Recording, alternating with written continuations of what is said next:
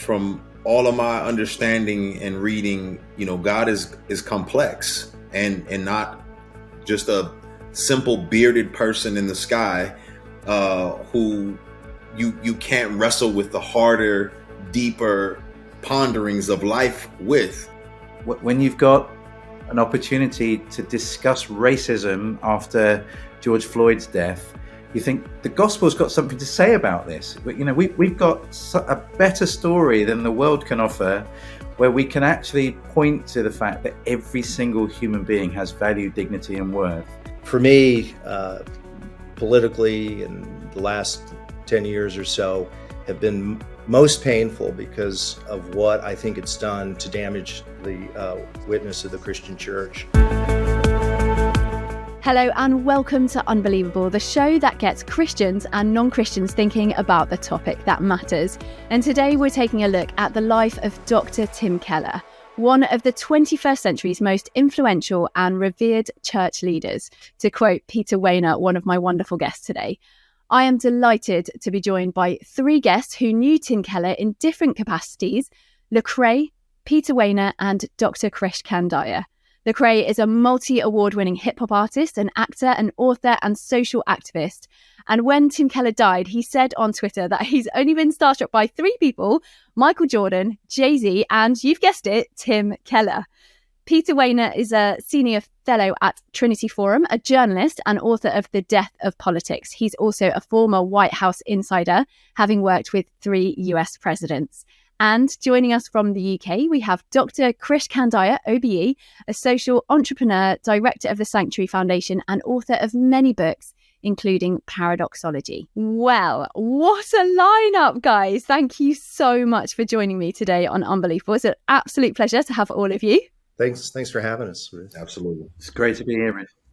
Lecrae, you said on your Instagram that Tim Keller changed your life. Now, that is quite a statement, and you actually mention him in a couple of your songs. So how did he change your life? Oh, man. Let me count the ways. I think primarily, just understanding that I was somebody who did not grow up in church, didn't grow up in a Christian context, came into the faith as a skeptic, and then after becoming a Christian, wanted to engage the world of music, entertainment, and hip hop, and also just the disenfranchised community that I came from. There weren't a lot of people who were speaking to that in a very a thoughtful way. And Dr. Tim Keller's words and his writings on connecting with people who had various different views and beliefs were just incredibly challenging, a gift to me. And I was able to contextualize them and kind of use them in a way that would help me speak to the people around me. And it was just extremely fruitful. And for that, I'm eternally grateful. The way he spoke about being a missionary in your city, a missiologist, so to speak. He was very thoughtful on the sociological and anthropological views of a city. And just being a city kid myself, I needed somebody who could say these things and synthesize them in a way that I could grasp and then regurgitate for a lot of the people that I was, in relationship with. And why do you think he did care so much about the city, Lecrae? Of course, he lived in New York City. Of course, he spent a lot of time there, which is a very incredibly diverse community. But also because the city, as to use some terminology that he would use, is not trying to clean up an oil spill where some of the outskirts, the suburbs, the smaller places are influenced by the major city. That would be the spill or the effects of the spill, but go straight to the tanker and go straight to the source of where the oil is coming from and be able to dilute that oil with goodness, with flourishing, with a healthy dilution of antidote, so to speak. And I think that's what happens when you're in major cities. That's really helpful. Thank you so much. And Pete Wehner, you came into contact with Tim Keller quite early on in his ministry. So would you be able to sort of sketch out a little bit for us the extent of Keller's work for perhaps those who don't know him, the way that he planted churches in New York and the sort of city to city thing that flowed out of that. But I guess as you're doing that, I'm aware that you were obviously very good friends with Tim Keller. So would you perhaps be able to share some of your fondest memories of him as well? Sure. I first met Tim in the early 1990s. My wife was an early attendant of Redeemer, which started in 1989, that Tim founded in New York City, in Manhattan, with his wife Kathy. And I remember I was living in the DC area, Northern Virginia at the time, and she lived in New York City. And she told me, she said, I'm attending a church with the best pastor in the country, and his name is Tim Keller. And I remember listening to tapes when we would drive up and down the East Coast of sermons of Tim's, including on marriage. And Tim and Kathy counseled Cindy, including during our relationship. So I first met him through Cindy. I was impressed enough with Tim that there was a gathering in the Washington, D.C. area in the mid-90s talk about Christianity and culture. And I invited both Tim and Kathy to that.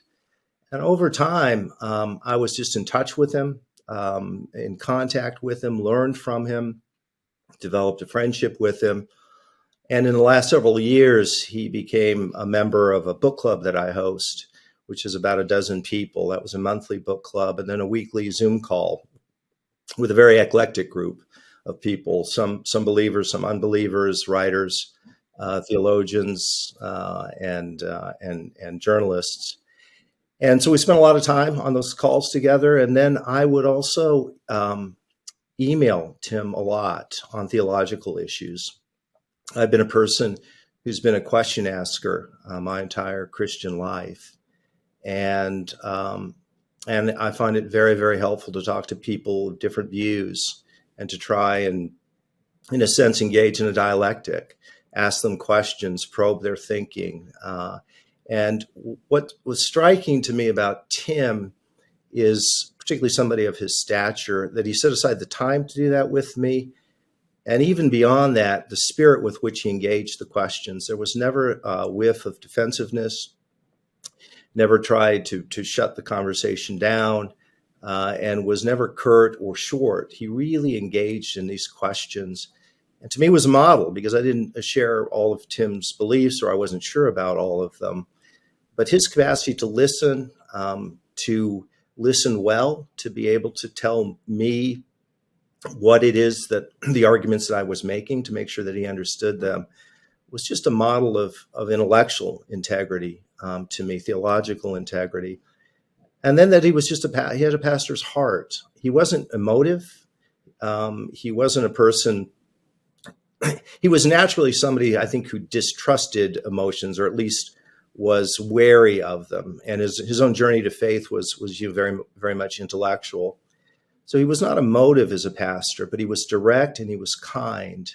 And the number of lives that he has touched, just from the circle of friends that I know, or the people I've heard of since Tim died, where he would just reach out to them to encourage them, to see how they're doing over the course of their life, was really touching, and a huge testimony to his heart, as well as those elements that I described, which are testimony to the quality of his mind. And Krish, that's something you said when you wrote an obituary about him as well. You sort of emphasised that pastoral heart of Tim Keller, didn't you?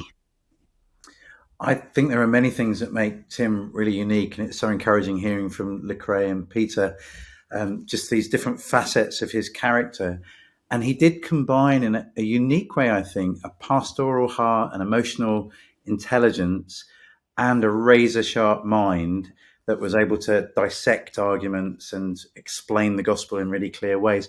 Those two things don't always go together with people who are either highly theologically trained or what Christians sometimes call apologists, so people that like to explain what the faith means to skeptics. But he brought that together in a unique way.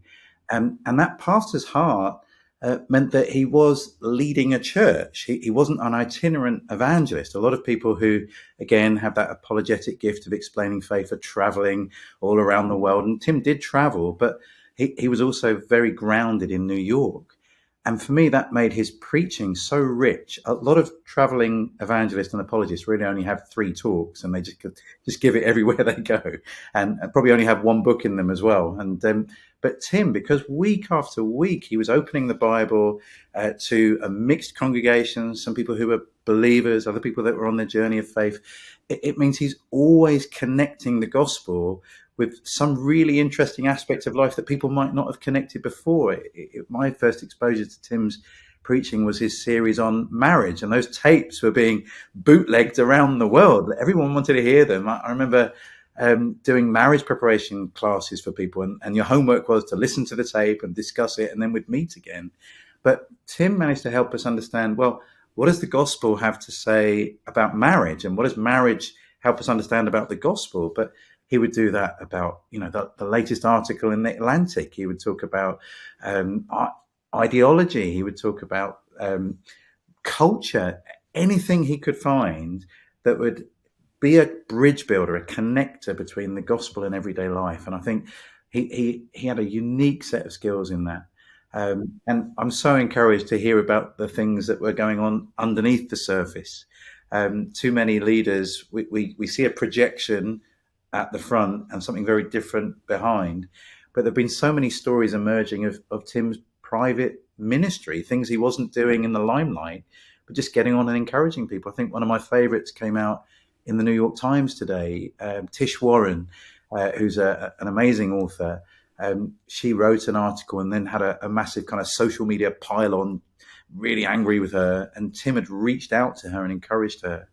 And she said, look, I'm a female priest in the Anglican Church. That's not something that Tim's theology actually has space for, a woman preacher or leader, but he still wanted to encourage me. And I think that's a really big sign of his maturity and his big heart for people, for the world, for secular people, and for Christians he didn't necessarily always agree with.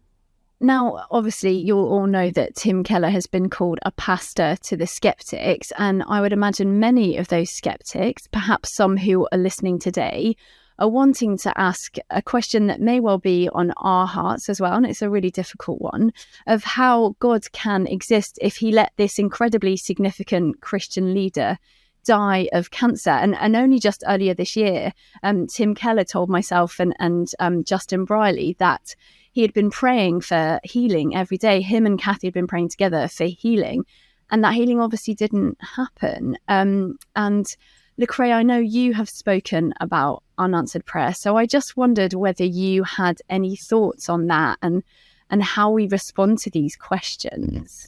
I would think it's extremely important to have the questions, to even be able to ask those questions. I think a person who is not permitted to wrestle with those particular things,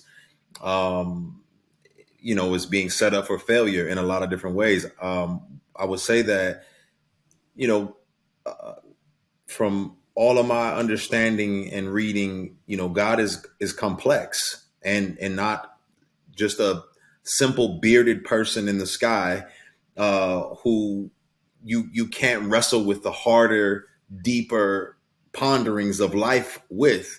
And so obviously there is some aspect of understanding that life is full of seasons. If you were to look in the Bible at a book like Ecclesiastes, it asks a lot of these existential kind of questions and makes us wonder, like, what's the meaning? What's the point? What is all this leading to? But then you do realize that there is a time and a season for everything. That death is a reality that awaits all humanity. That's just a fact of life. And I would say this for anybody who's wrestling, you kind of assume a Christian worldview when you question the goodness of God for letting bad things happen. Because what you're assuming in that question is that God is supposed to be good, and that he is behind everything in the first place. You can't be mad at a God that you don't believe exists. And so what I would, say to people is, well, you got to ask yourself, do you think that you're a cosmic accident? Do you think you're just a bunch of random atoms and molecules? And if so, then nothing matters. Your breathing doesn't matter. Your purpose doesn't matter. what basis do you have for goodness or morality if we're all just a random occurrence of molecules? But if we do believe that we matter, we have purpose, that there is a moral, authority in some sense, then where does that come from? And now you've got to wrestle with the reality that there is a creator that gives us purpose, worth, value, and that there is a moral authority in the universe. And so I would just encourage people that, man, that is true and God is good. And to wrestle with those questions is to wrestle with a very good, patient, and kind God who's willing to, entertain all of those wrestles that we have internally. And hopefully there'll be people who represent him in and around you that are an exemplification of that patience, that love, and that, like Dr. Keller was, who can answer those questions in a very kind, patient, and thoughtful way. And Peter, I know this will be really, really hard because Tim Keller was a close friend of yours, and I'm sure you probably spoke to him and Kathy about this, but have you got any thoughts about this really difficult topic? And I suppose, how would you respond to some of those questions of the skeptics who perhaps are thinking, I was beginning to read some of his books and think about these things, but where does it leave me now? Yeah, it's a great question. And I'd echo what Lecrae said, which is people should feel the space and the liberty to ask those questions. I've asked them. I mean, to tell you the truth, I don't know the answer to that, and I've explored it. I don't know the answer to theodicy in any way that makes a lot of sense to me. And I'll tell you how I've approached it, and this is just my own specific journey of faith, which was relatively early, but years into my Christian journey. I spent an awful lot of time focusing on the crucifixion and the resurrection. And did that happen? In fact, I even did a college paper at University of Washington, which was not a Christian school, examining the case for and against the resurrection. And I came to believe that it did happen, and the figure of Jesus was who he said he was. And there's a scholar who was a friend or acquaintance of Tim who did the definitive book. N.T. Wright is his name, and The Resurrection and the Son of God. And even after I came to believe that the resurrection was real, it still wasn't really, I don't think, deeply embedded in my heart. A couple of years into that journey, I came to some sort of understanding, which seems obvious, but it wasn't to me until it dawned on me. And that was that the central event of human history was the crucifixion and the resurrection. And that defined the character of God toward us for all time.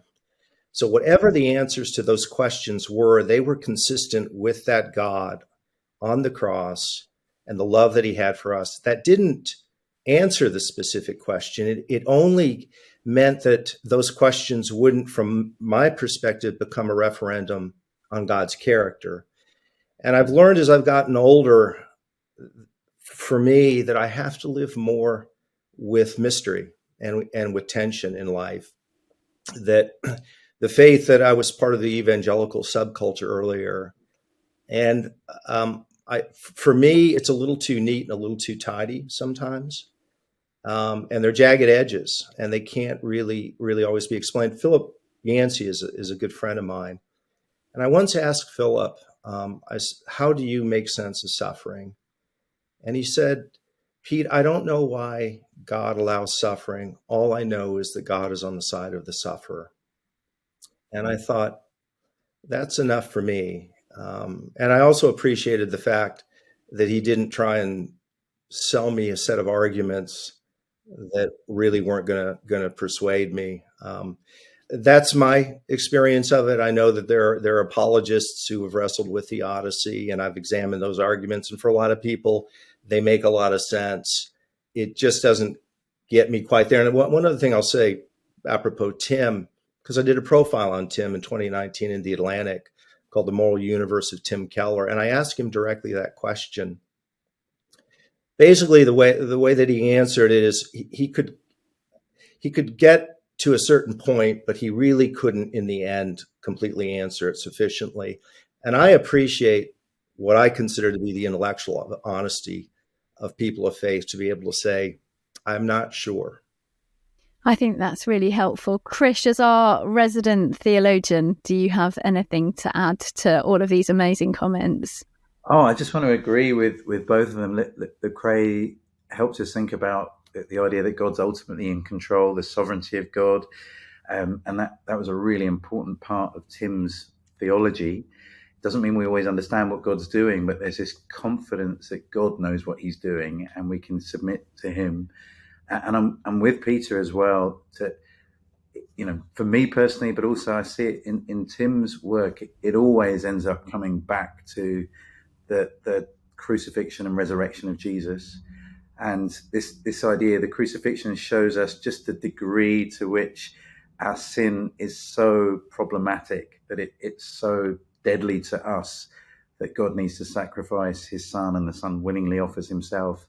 And yet it also shows us that the depth to which we are loved, that God would do that for us. So everything comes back to the cross. But Tim, I mean, he was so pastoral that he wrote a book about death as he was dying.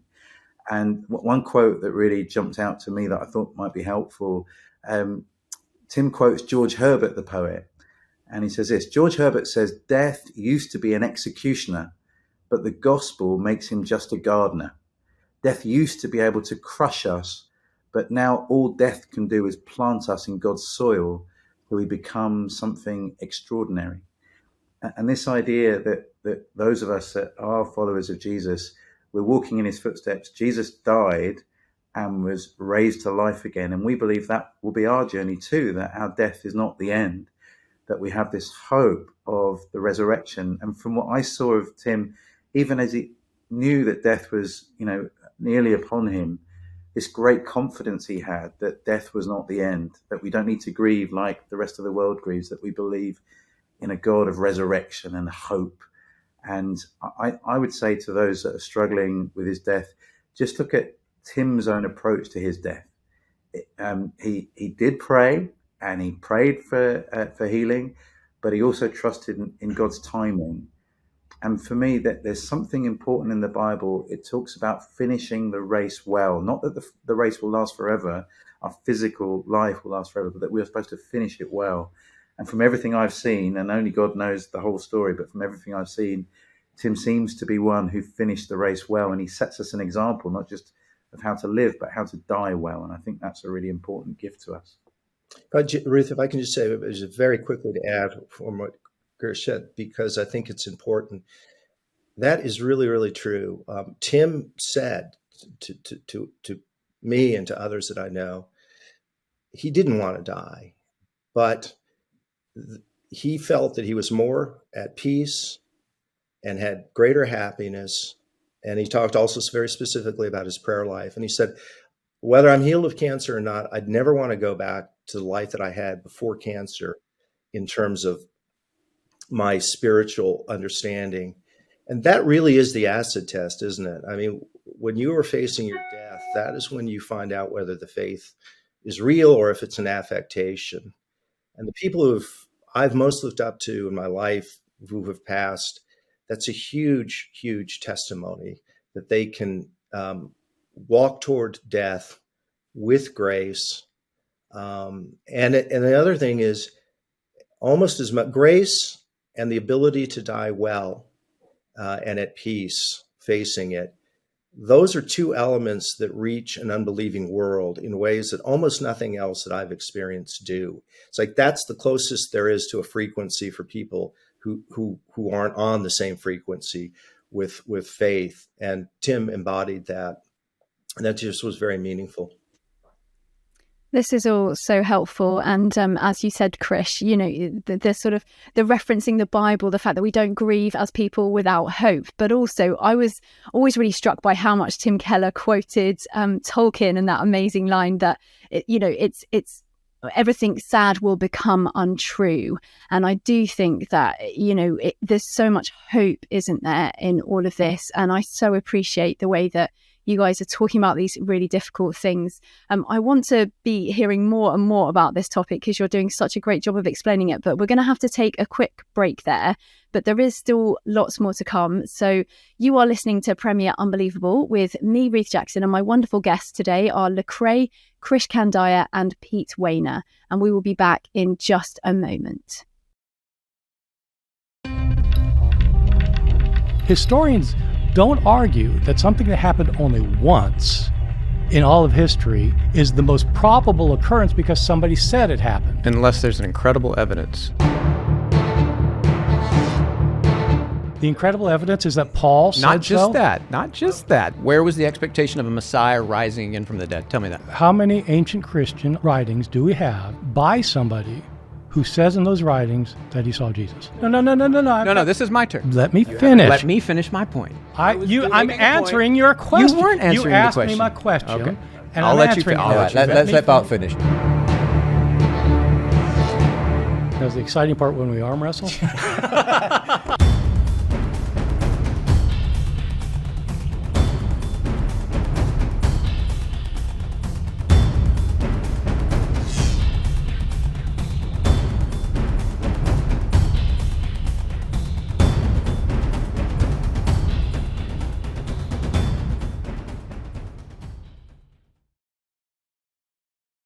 Welcome back to Premier Unbelievable, where we are discussing the life and the legacy of Tim Keller, founder of Redeemer Church in New York City. My guests today are Krish Kandiah, Pete Wehner, and Lecrae.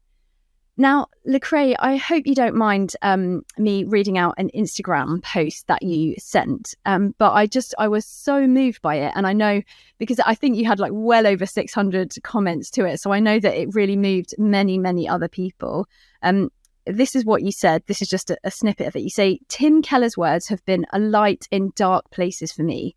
I've never expressed how he brought me through the worst seasons of my life, how his refusal to be part of the evangelical industrial complex was empowering for my soul.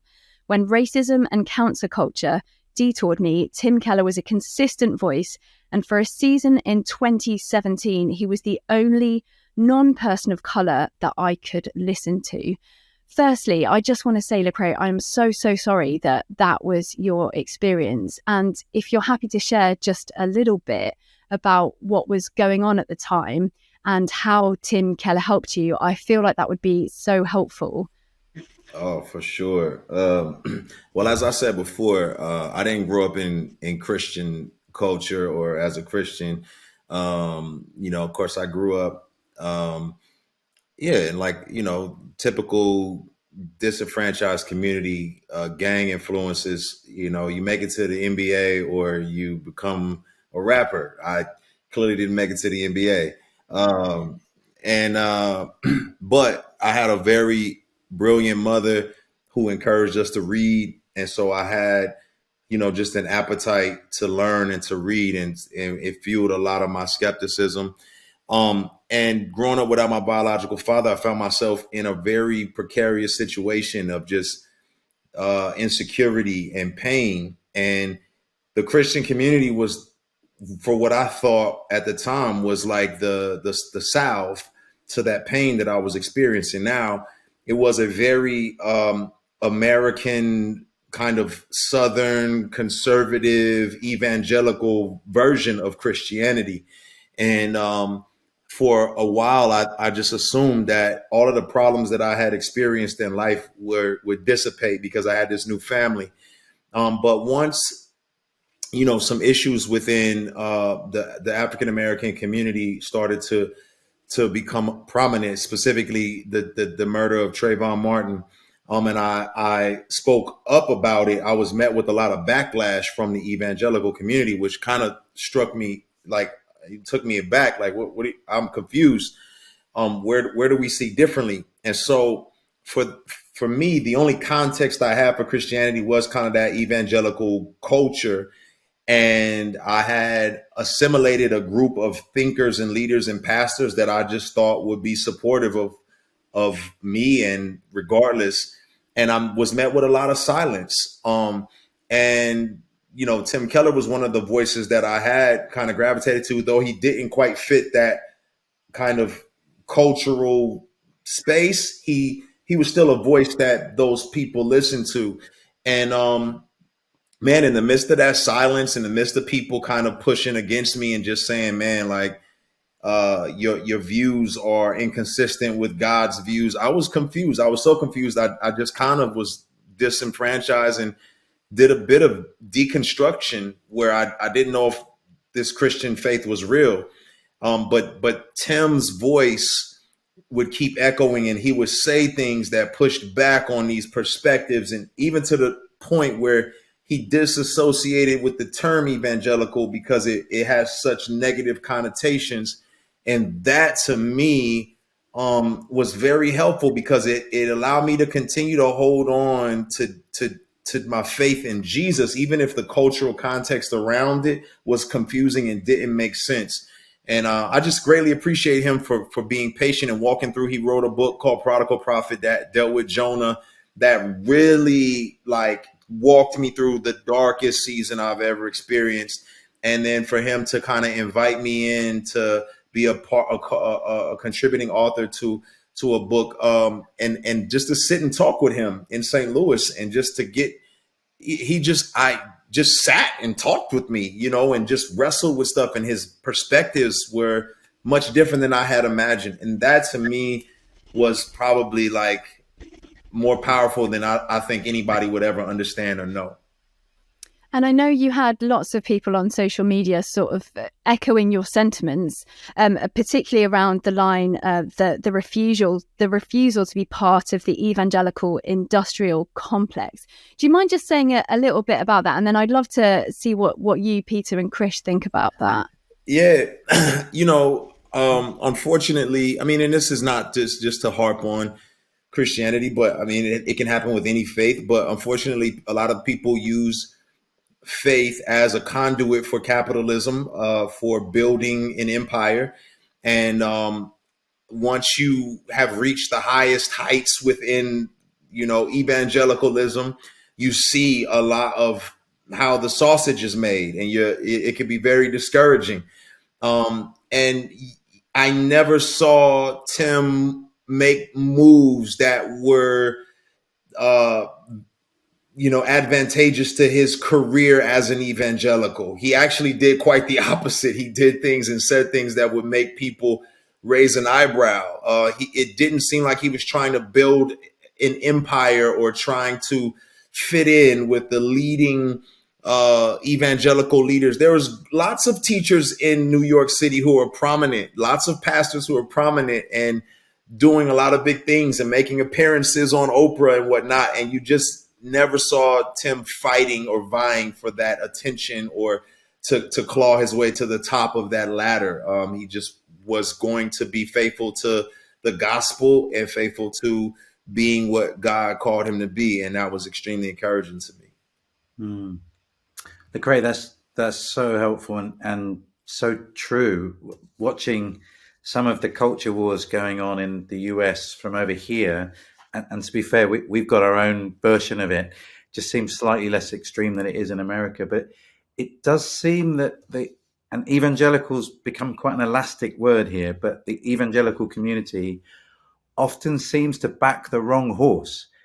So when you've got an opportunity to discuss racism after George Floyd's death, you think the gospel's got something to say about this. We've got a better story than the world can offer, where we can actually point to the fact that every single human being has value, dignity, and worth. And the gospel underwrites that in a way that nothing else does. But what's the first reaction from large portions of the evangelical community is to distance themselves from critical race theory, Black Lives Matter, and you go, okay, critical race theory, Black Lives Matter, they're not perfect, right? But there was an opportunity for some common ground, for some bridge building, and to say, look, what you're asking for is what the gospel actually offers us, but instead to just throw the whole thing out, it's just desperate. And that deconstruction that you talked about going through, I think so many, possibly a whole generation are going through it. And I, like you, I love the way that Tim transcended that conversation. He didn't pick a side in the culture war. He always sought to elevate things so that you were looking at a genuine gospel perspective on things. And, I didn't agree with him on everything. I probably was very different from my views on the role of women, for example. But on the vast majority of the big issues, he seemed to call it right. And I think that was partly his pastor's heart, partly his love of the scriptures, like genuinely the whole of the Bible. And the fact that, I feel like he was continually asking himself, where would Jesus locate himself in this conversation? And that's always your North Star. And it doesn't always feel like that when evangelicals engage in politics. And you mentioned this other thing, moving away from the word evangelical. I find myself hardly using the word anymore. I'm as evangelical as ever when it comes to the basic doctrines of my faith. The resurrection of Jesus, the authority of Scripture, the Trinity. I'm there, but evangelical feels more like a political position, and that political position is not one I necessarily share. And that's a huge issue, because once you start conflating politics and theology, then you disassociate yourself from the opportunity to actually speak truth into the culture. So I'm so sorry you had that experience, but I agree with you. Tim offered a really different way forward. And I'm really quite nervous about what's the next step. Like who steps into those incredible shoes and offers a gospel mainstream approach forward. I don't see those voices emerging. They tend to be voices on the extreme end of the spectrum, rather than someone who I would say was a genuine Christian statesperson. Peter, I'd love to hear you jump in with any thoughts that you've got on this as a Christian who was obviously engaged with politics for a really long time. And you said at the beginning that you were part of the evangelical subculture. Now, do you have any thoughts about any of what Lecrae and Krish have been saying so far? Yeah, it really resonates. I mean, thanks, Lecrae, for sharing that. I mean, it's a moving and a painful story, but it's an important story as well, because it's a reality. In some respects, I think about the time that we've gone through as a kind of CAT scan, that things that were true and maybe weren't seen have now been revealed. And part of what I think has been revealed is for an awful lot of people who would honestly say that Christianity was central and core to their identity. In fact, there are other things that turned out to be core to their identity: sociology, psychology, family of origin, partisan politics, and other things. And faith was actually subordinate to it, and it was used to validate and ratify these pre-existing sentiments. And that's a very, very dangerous thing to do. We all struggle with it, right? We're all products of dozens and dozens of different things that we're unaware of. But then you get into the proof texting war, and you sort of say, well, there's this verse or that Bible story that validates what I already believe. But in the end, what matters is the fruit of the Spirit, and by your fruits you'll be known.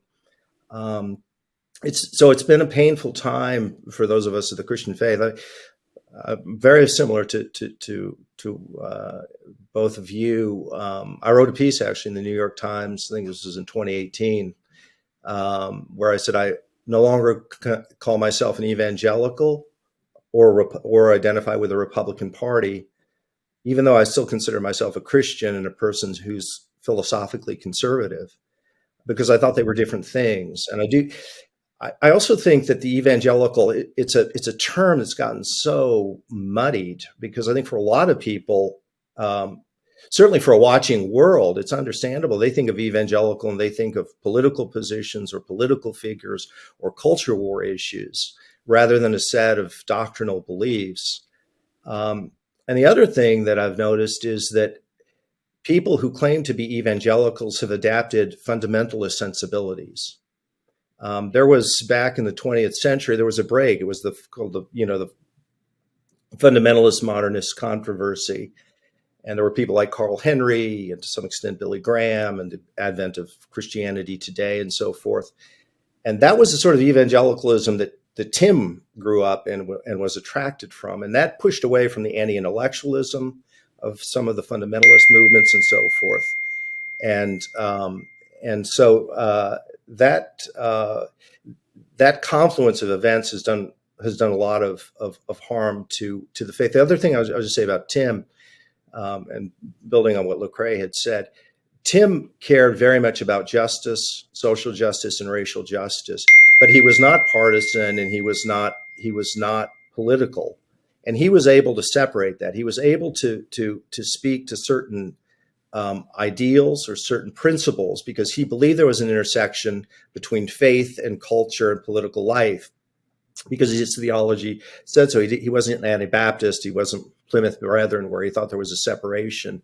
But he was very, very careful not to politicize the faith and to keep that distance. But even at the end of his life, as respected as he was, when he weighed in on issues of justice, including racial justice, we're at a time that some people on the American right, quite honestly, would go after him. And it's a sad moment, but a revealing moment. But you have to know what the landscape is if you hope to rebuild. I guess one of the things that is sort of coming up here is the idea that, you know, evangelicalism and even Christianity has sort of made itself completely irrelevant in some senses. And why would non-Christians even want to engage in any of these sort of big questions and things like that? Because it looks so unattractive to so many non-Christians. And Krish, you were organised, you sort of helped organise a mission at Oxford University, didn't you, here in the UK? And you invited Tim to come and speak, which he did accept.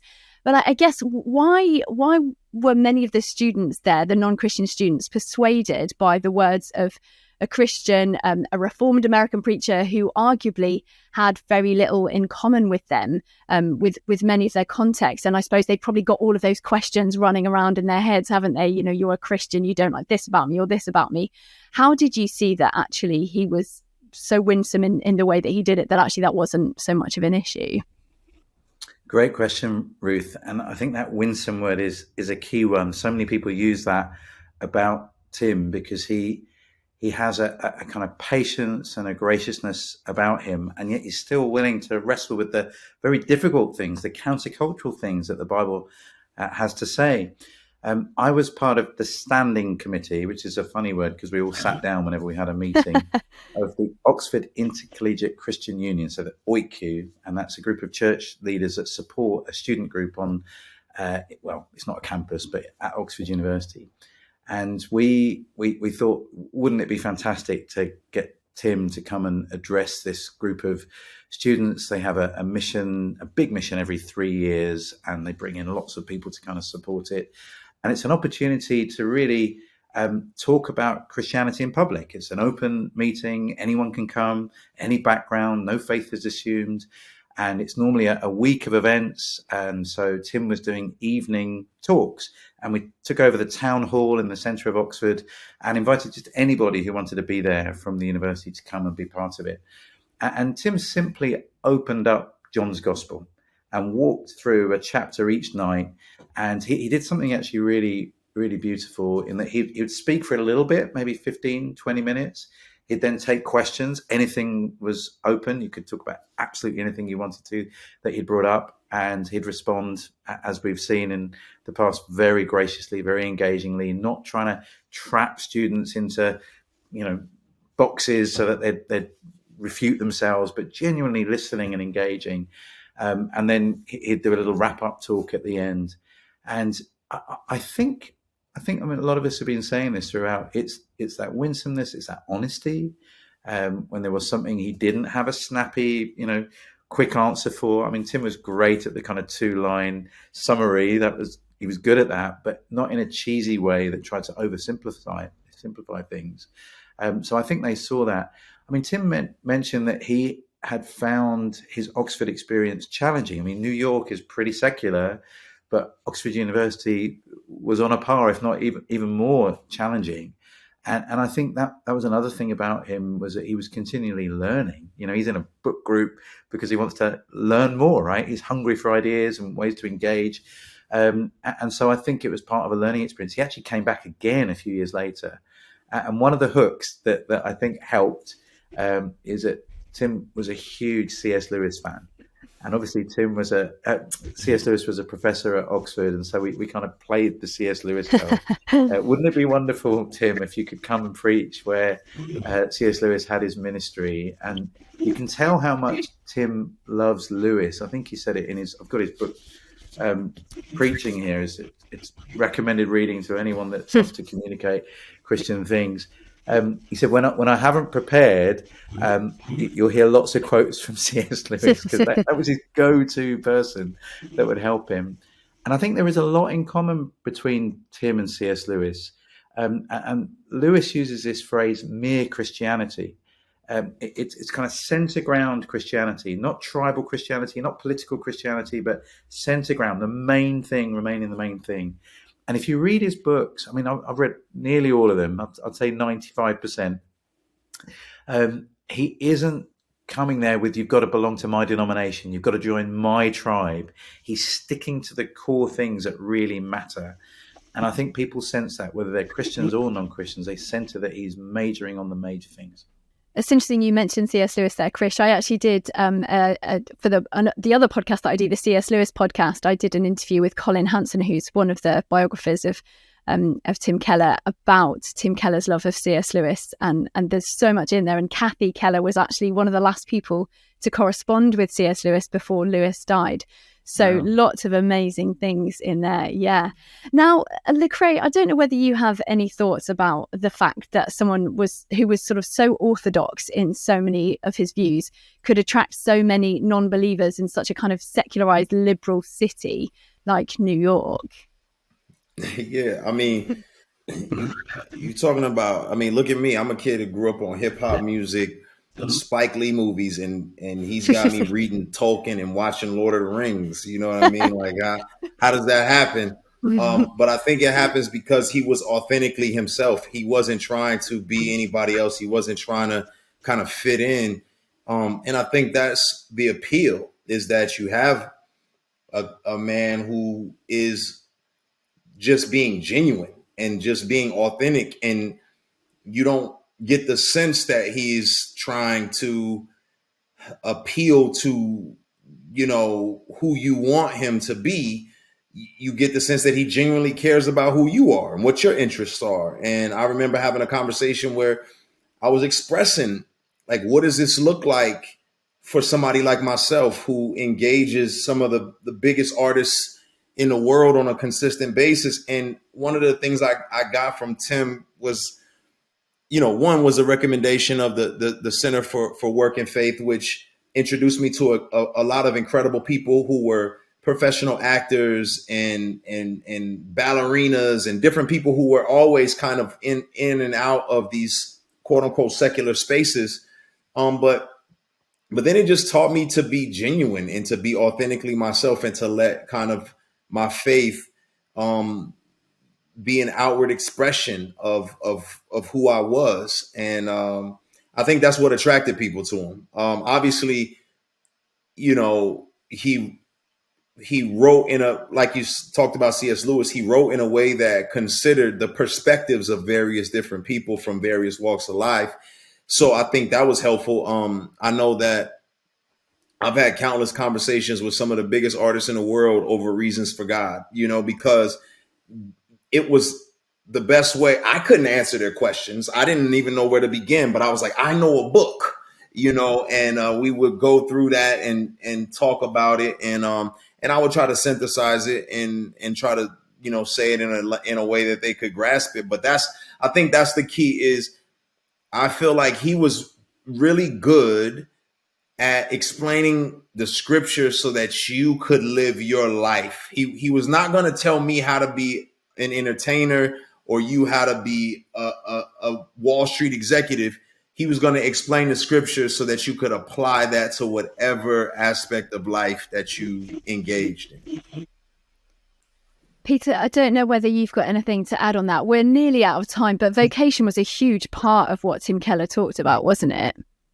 Yeah, it really was. I do have something to say about that line of discussion as it related to Tim, because you're right. I mean, he was a Calvinist, he was Reformed, and he was conservative and orthodox in his beliefs, including on the role of women in ministry and on homosexuality. And so the puzzle for people was, how did a guy who planted a church in Manhattan in '89 become so popular? And I'd say a couple of things about it, and then I wanted to tell one anecdote, which I think speaks a lot about Tim.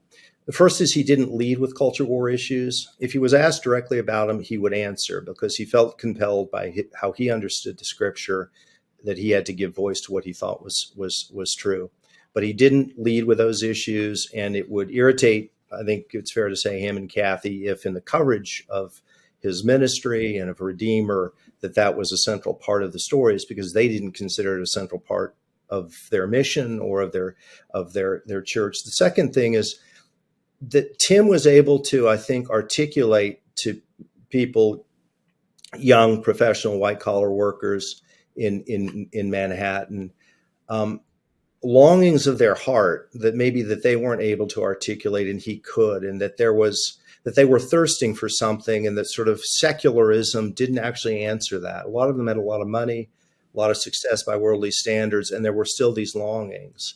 And Tim was able to articulate that and portray the Christian faith as a kind of a response to that, and a sanctuary, and a place of community and of hope and of human fulfillment. And I think that's why he was able, in many respects, to be able to reach people. It's not a population you would have thought would be amenable to somebody with his conservative and orthodox views. In terms of the anecdote, I mentioned that I was part of a couple of Zoom groups, and one of them is a weekly gathering on a Thursday, and it was started by several of us. And one of the people is a fellow named John Roush. John is Jewish, atheist, and gay. And because I knew Tim, I brought him into the group, and there was a lovely friendship that developed between John and between Tim over the course of a couple of years. And I asked John, after Tim died, if he could express to me what Tim meant to him. And he said that I perceived, I have it written down, so I want to read it. I perceived his faith as a mystery and a search, not as a set of answers or rules. Outsider as an unbeliever, though I am, he made me feel like a member of a search party. And then John went on to say, I can't understand Tim's world, but his gift was to give me a glimpse of it. And he made me feel loved by him and by his God. I once asked Tim if God hears the prayers of an atheist. He said, yes, and I hope that's true. And in that spirit, I'll pray for him. Now, if you can do that with your life, which is to reach people like that, who come from different places of faith, and a lot of other things. And you can create that kind of connection so that when Tim died, John was able to say authentically, I'm going to miss him and I loved him. That's an extraordinary testimony to the gospel. And that's what followers of Jesus do. They don't fight culture wars. They love people and they love them into the kingdom. And the number of people that Tim Keller loved into the kingdom is phenomenal. And he's got a lot of crowns in heaven because of that work and because of that life. I wish we could carry on a little bit more, but we are going to have to take a quick break now. But do let us know what you think of the show. You can email us at unbelievable@premier.co.uk. And we will be hearing more from Krish Kandiah, Pete Wehner and Lecrae talking about Tim Keller and the incredible influence that he has clearly had on so many people in just a moment. Looking at the gap between what I was experiencing during frontline work and what I had been taught as feminist theory shook my faith in feminist theory.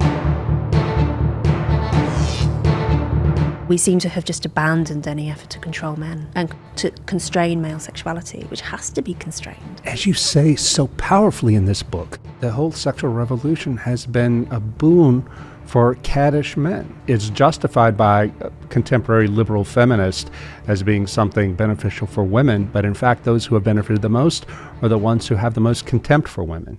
Yeah.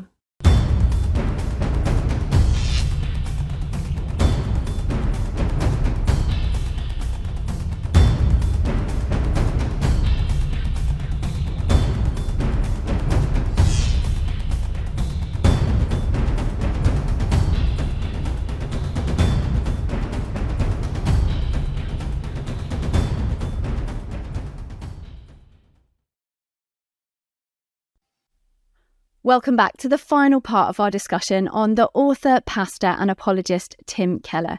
You are listening to Unbelievable, the show that aims to get Christians and non-Christians thinking about the topics that really matter to all of us.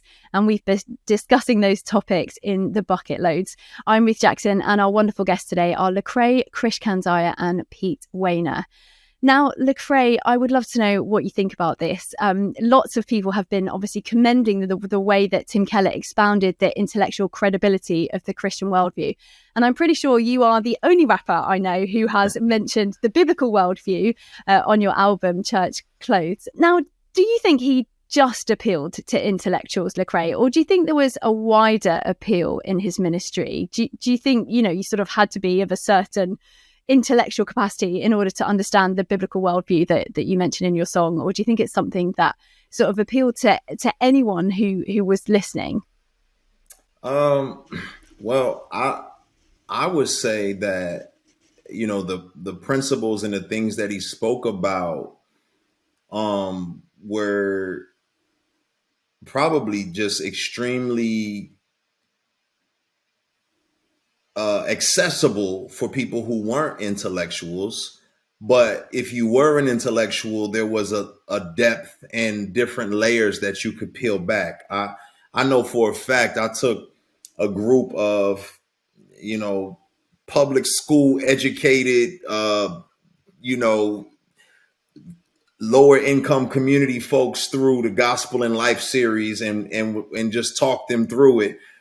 We also did the Prodigal God series together, and they grasped it. And there were tears, from some of those talks. So I would say that it's not that all of these young men and women had the capacity to be intellectuals. They just weren't given opportunities to stretch their minds in that way. And I would say that Tim's work was the beginning of that. I would even say that for myself.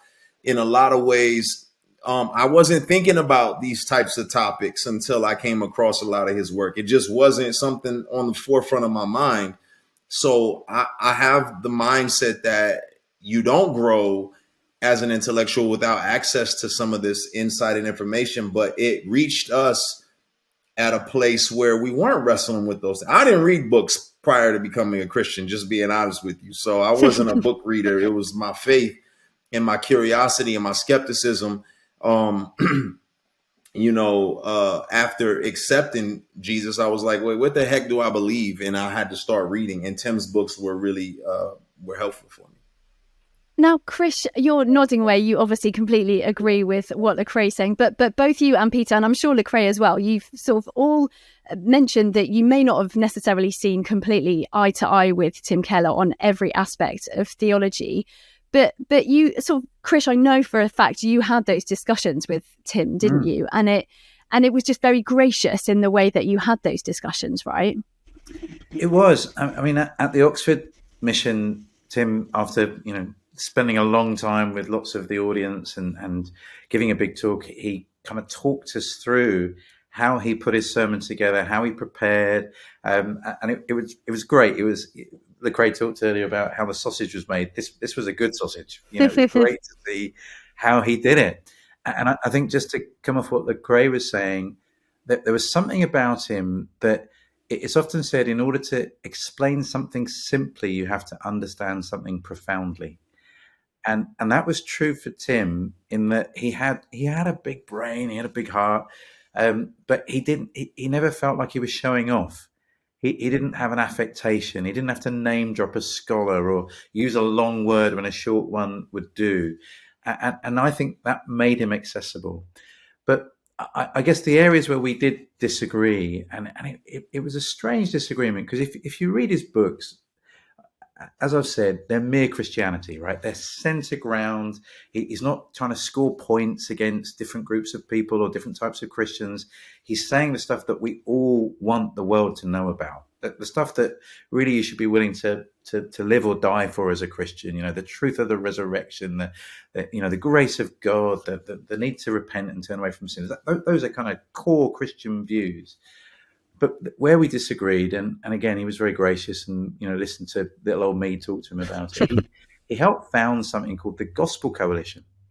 And I said to him, Tim, the Gospel Coalition sounds like a coalition around the gospel. I don't know, that's how I read it.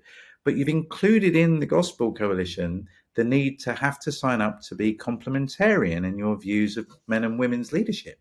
I don't believe that. I think there are great examples of women in the Bible that God has gifted to be leaders, whether you're looking at Deborah in the Old Testament or even Junia the Apostle in the New Testament. So we don't agree on that. I can't join your gospel coalition. Do you think I'm not a Christian? Do you think I don't believe the gospel? And he said, no, I don't. I don't think these are gospel issues. I said, well, maybe you should rebrand then. Don't call it the Gospel Coalition. Call it the Complementarian Coalition, right? Because it's bigger, right?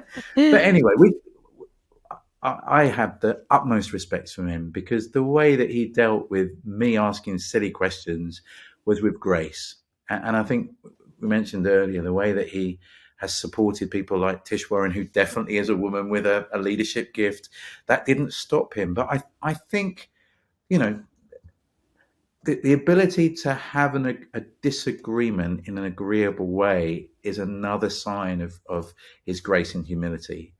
And I love that about him. I love that didn't ostracize me from a conversation with him or us inviting him to come and speak, and for me to enjoy all of his amazing books. So I think there was great grace and humility in him, even when we disagreed. And Peter, I know you're really passionate about defending the rights of even those who we disagree with. How did Tim Keller model that in his ministry? Well, I think he modeled it in his ministry just because of his public engagement. He was a person of deep convictions, but not hard edges. And honestly, I think his temperament, his innate temperament, helped him. He was not someone drawn to conflict. He was by nature, I think, a peacemaker, a bridge builder. And I think that honestly predated and was apart from his Christianity.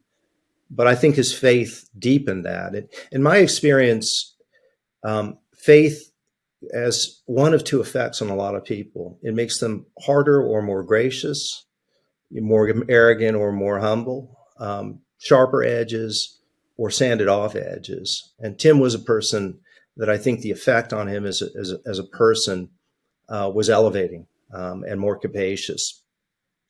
So I think he did it very much in his public ministry. So, if you go and YouTube conversations he had with people at the Veritas Forum and so forth, where they're asking him questions like some of the ones we're talking about, he's gracious. And then there's the element that we all three talked about, which is just personally, he was gracious to people. There were a couple of things about him that I wanted to say. First is, I don't know that I've met anybody in my life who delighted more in the discussion of ideas than Tim. There's maybe one person that I can think of. It formed him, it fascinated him, it vivified him, it animated him. So in my experience, that was kind of where he lived. He was very professorial in that, and that's why I think he loved the engagement. But I think he was open to different points of views, because there was a line that Owen Barfield used with C.S. Lewis, because Barfield and Lewis had some pretty intense, if esoteric, debates during their time, and they loved each other. I think the first book that Lewis ever wrote was dedicated to Owen Barfield. I think he referred to him as my first and greatest teacher. And what Lewis describes in Surprised by Joy, the nature of that relationship, how they disagreed on things, but how they were better because of their friendship, because they helped each other together to see things that separately they couldn't see. In a sense, they widened the aperture of understanding. And Barfield said, of Lewis. Lewis and I never debated for victory. We debated for truth. And that's an entirely different sensibility if you have a discussion with somebody. If you're dialoguing or debating for truth, it means you're open to weaknesses in your own argument and corrections and recalibration. If you're debating for victory, you've got a point of view and you're just going to try and bury the other person until they change. So I think Tim had that. And one thing that Krish said, which was very true, I had this experience in my experience with Tim. He would quote philosophers and sociologists and psychologists and theologians a lot, but it wasn't for show. I had the feeling it was like a kid who had opened a Christmas present that he was really excited about and wanted to share it with his friends, because it's like, I'm really excited about this present. I think you will be too. And one other thing I want to make a point about it is there is a pre-Redeemer Pres, Tim Keller, and that was the Tim Keller who was a pastor for 9 years at Hopewell, Virginia. And Hopewell, Virginia is a rural, not highly educated community. And Tim was a beloved pastor there. He didn't preach the same way at Hopewell that he did at Redeemer. He could quote Nietzsche at Redeemer. He didn't quote Nietzsche at Hopewell because that wouldn't resonate with them. But when you heard Tim talk about how important the Hopewell experience was to him, it was absolutely formative. He deeply loved those people. And I think of Tim as sort of a great baseball pitcher. He didn't just have a great fastball. He had a changeup. And so for Hopewell, he could do one kind of ministry, and for Redeemer, he could do another. And one other thing on that, he once told me, this shows you Tim's ability to sort of put things and synthesize things. Back to a word that Lecrae used earlier. He was a great synthesizer. But he said, when you were at Hopewell, the key was to be a great pastor, and then people would listen to your sermons. You had to understand their life, invest in their life, travel the journeys of life and sorrow and grief and joy. And that, in a sense, opened the way for them to listen to you for your sermons. In Redeemer and in Manhattan, it was the opposite. You had to prove you could give these intellectual, stimulating, and interesting sermons. And if you could clear that bar, then they would allow you to be a pastor to enter into their lives. Lecrae, one of the things you said on your Instagram post was that he pastored with no scandals. Why do you think Tim's leadership was so different from some of the big leadership scandals that we've seen in recent years? And why was he so profoundly impactful in your own life? I wouldn't be able to speak to a personal why. I would just be grateful that was the reality.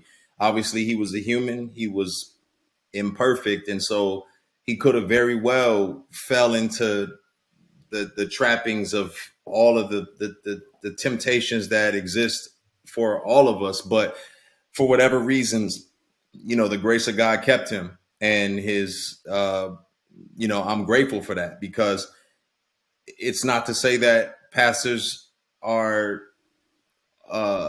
should be thrown away because of them falling or failing in any way. But, culturally, people don't know what to do with that, and it can damage people's faith or their relationship or their perspective of the church. And so I'm just grateful that that's not the story and the legacy that Tim left for us. I mean, one of the things that Tim Keller did, we've spoken loads about being winsome and not really sort of engaging in the culture wars.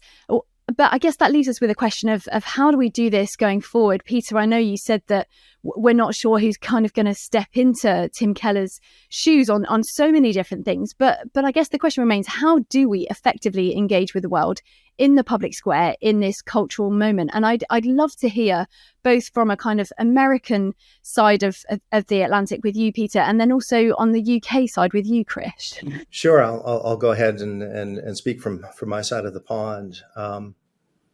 The first thing I would say is to follow a dictum from the medical profession, which is do no harm.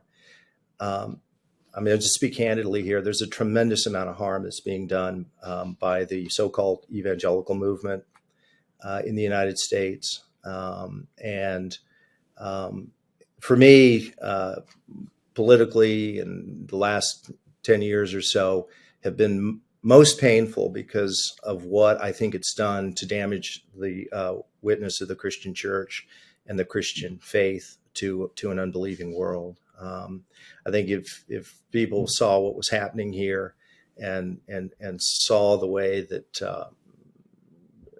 that people who profess to be Christians have embraced an ethic that's antithetical to Christianity, anger and grievances and resentments and crudity and cruelty.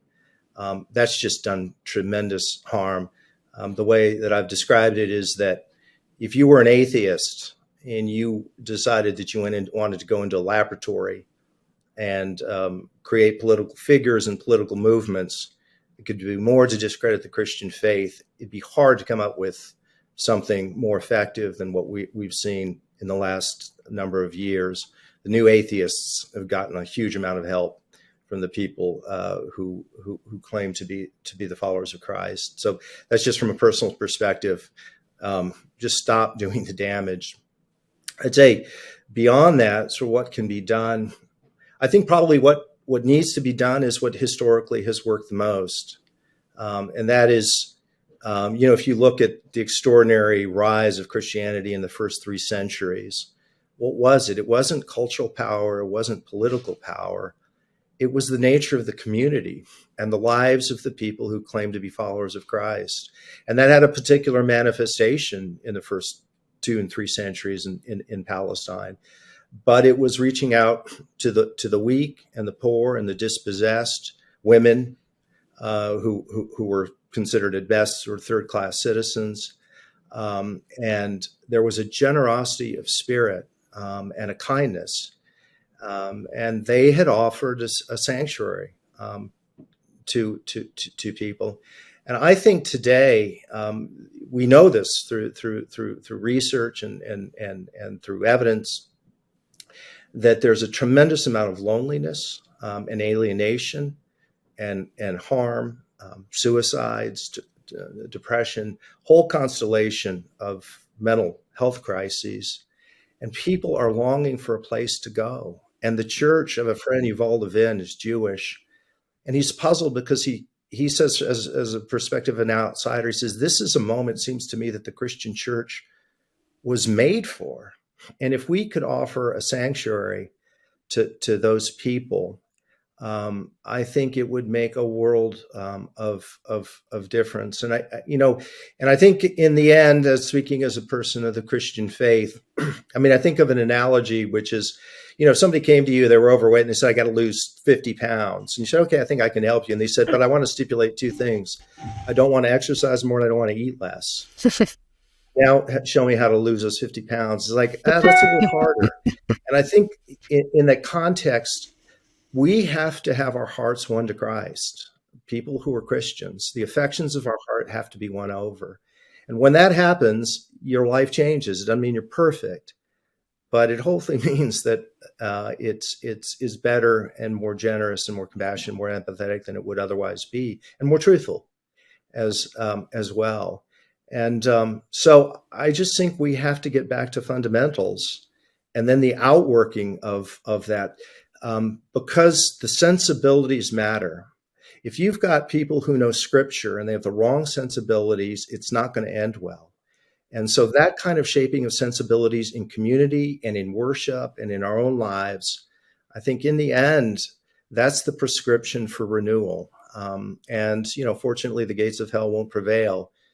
But this is a tough time in this country. And as I said, it's a painful time. Hopefully we can turn it into a more hopeful and generous time. Krish, we're obviously not in exactly the same context as Peter is in America, but do you have any thoughts about some of the things that he was saying in light of being in the UK, part of Europe, in a sort of, in some ways, a much more sort of overtly secular space as well? I agree with Peter, and I think a lot of the same movements are afoot here in the UK. A lot of our politics is borrowing from Donald Trump's playbook, an increased nationalism, a fear of immigration, rejection of asylum.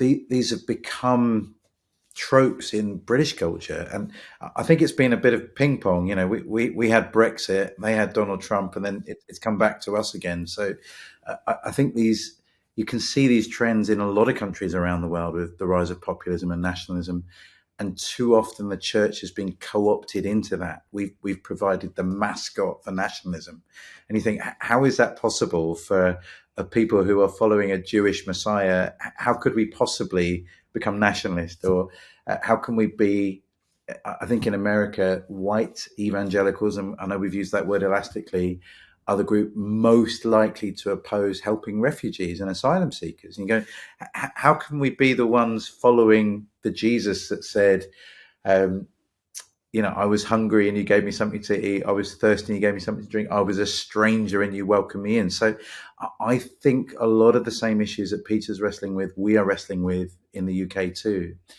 And I'm so with you, Peter, that Sanctuary, I've called my not-for-profit Sanctuary Foundation, because I think this idea of welcome and solace and refuge, whether that's to refugees or vulnerable children or lonely people, that is our calling. It's how we can shine. I think one of the things that I really appreciate about Tim, because we've talked about these different normally polarized things that he brings together. So pastor and apologist, those are two not normally compatible things, but evangelist and a person passionate about justice, those are normally not things that come together. They come together in Jesus, but they rarely come together in a Christian leader. And I've got my pile of Tim Keller books here. This was one of my favorites, Generous Justice.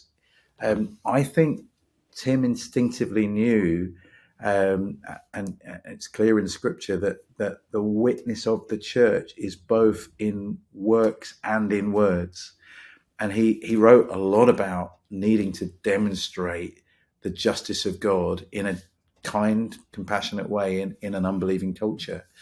And I think we need more of that authentic Christianity, obedient Christianity, full discipleship that is walking in the footsteps of Christ. And Jesus was the Word, but he also spoke the Word. He demonstrated and declared it. Those two things come together.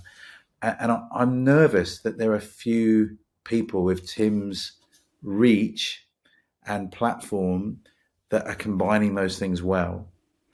I think the other thing I'm nervous about as I look to the future, it's a little bit like the transition from Billy Graham to his son. Billy Graham, at his best, seemed to be equally at home, offering solace, pastoral counsel, and challenge to a Republican president as he was to a Democratic president. He didn't belong to a side.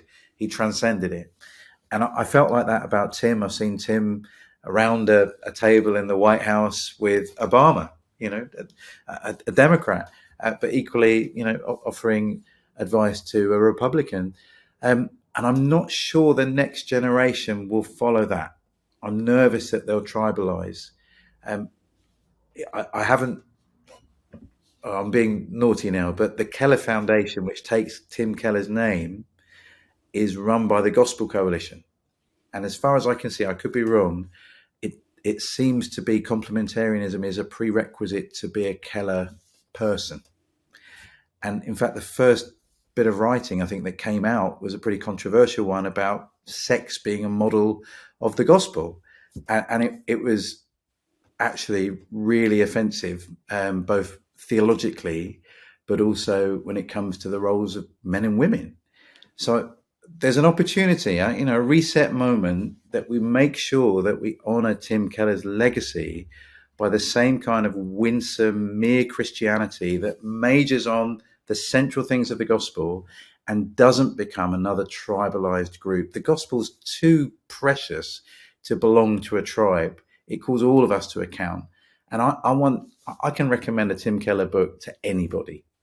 I want to be able to do the same with what comes out of the Keller Foundation. But I'm nervous it will come loaded with theological tribalism or worse, political tribalism. And I don't think that would be a fitting legacy for Tim Keller. So I'd love to be proved wrong, and let me be more hopeful. I think there are a generation. I was so encouraged to hear from Lecrae. I didn't know about all the personal ministry he's been doing. It's fabulous. That there are people just quietly getting on and doing the work that Tim Keller modeled so well. We might not have public figures that are doing that, but he has an incredible amount of people that owe so much of their spiritual formation to him. Maybe that's where the revolution begins, and maybe that's what we need in a culture that increasingly is wary of celebrities, that we've seen so many, high profile celebrity pastors fall. Maybe it's about the quiet obedience of men and women who are really just trying to get on with the gospel and the kingdom. And Keller's work is going to provide the fuel and the help for us to do that.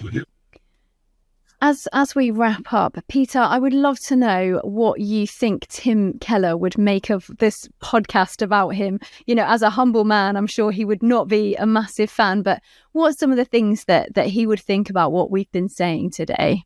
Yeah, I think you're right. I mean, Tim was uncomfortable with the focus being on him. The one book that was done on him was not actually a biography. It was an intellectual and spiritual biography, because that was Tim's way of saying, I want to pay tribute to the people who shaped and formed me. So I'm sure he'd be uncomfortable about that aspect of the podcast.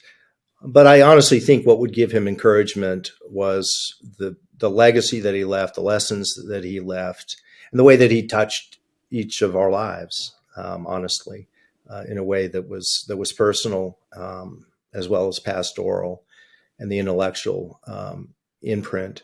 The way a friend of mine put it is that Tim was personally humble, but he was ambitious for the kingdom, and this his impact and his imprint was substantial. I know somebody who was very close to Tim, and I know that the tributes meant a lot to this person, because his family gave up a lot because he was such a public person and so busy and traveled, and so there was a loss there. I mean, he was a very present father and husband, and the relationship between Tim and Kathy was really beautiful and lovely. But there was a cost and a sacrifice to it. And I know his family, in seeing the outpouring of both grief and gratitude, felt like that was an affirmation. That's why we were willing to give part of him up to the wider world. It wasn't for fame. It wasn't for glory. It wasn't for power. It wasn't for money. It was to advance the kingdom. And he did. And I think this podcast, thanks to you and the way you've guided it, was a small reflection from three of us who were touched by his life, about how he impacted the kingdom. And as I said, each of our lives in a different way. Krish, final thoughts on any quotes or bits of advice or anything that you're going to take away from Tim? Oh, there's so much. I mean, he takes up more shelf space on my bookshelf than anyone else at the moment. But I think the quote that comes up most often on Twitter when you look for Tim Keller's name, and it's the one that I think summarizes a lot of what he says. The gospel says you are more sinful and flawed than you ever dared believe, but more accepted and loved than you ever dared hope. And I think that's so profound, because Tim wasn't afraid to talk about tough truths, culturally challenging truths that call people from wherever we've come from, whatever our background, to repentance. But also this incredible grace that motivated him to do the ministry that he did. And I think that combination, truth and grace, is such a powerful thing. That's the way of Jesus. That's how Jesus was described as he grew up. He was full of truth and grace. And I think, we've seen it in Tim. There are other leaders around the world that model it. But that's what I want to be true of me, and that's what I want to be true of the church. So I think that probably is the quote that will stick with me the longest from Tim's amazing, huge ministry.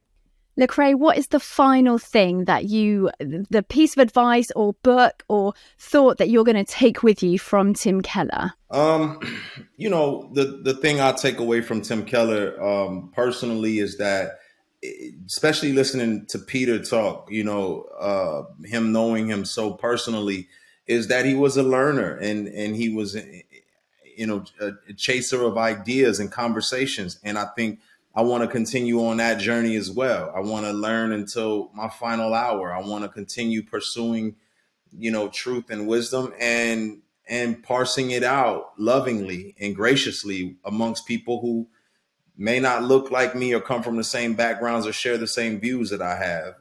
And I think if he's taught me anything, that's one of the things that I'll most cherish about Tim Keller.